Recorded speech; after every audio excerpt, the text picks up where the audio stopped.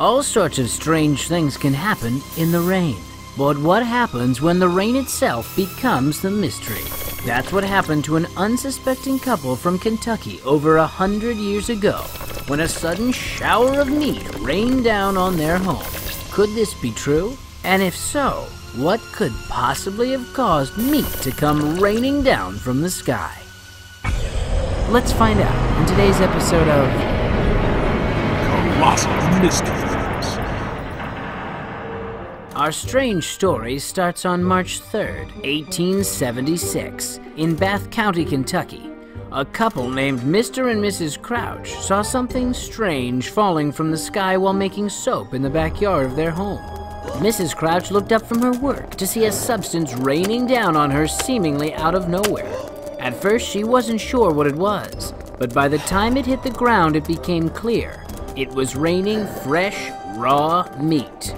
The Crouches were completely mystified, and almost instantly word started to spread across town.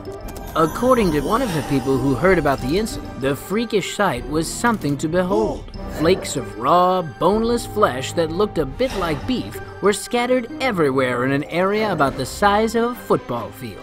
The pieces of meat ranged in size from tiny flakes to chunks of flesh several inches wide. The meat appeared to have been fresh when it fell, but had spoiled overnight.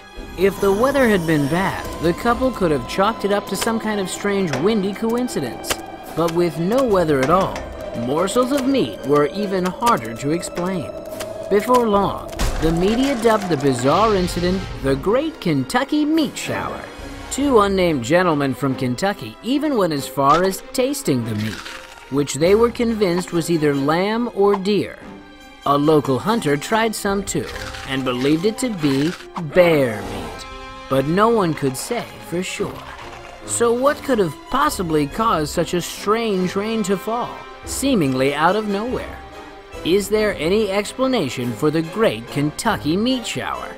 Samples of the strange meat were sent for testing, and 3 months later, the first results came in, and several theories formed.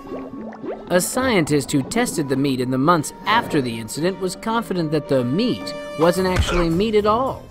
He believed the chunks hurling to the ground were a type of blue-green algae called nostoc, usually found in soil, moist rocks, or at the bottom of lakes. Also known as star jelly, nostoc is known to swell up to a translucent jelly-like goo when wet.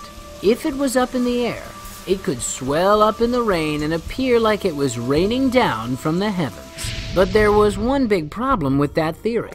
The Crouches told the papers that it had been a perfectly clear night, without rain. The nostoc theory seems less likely.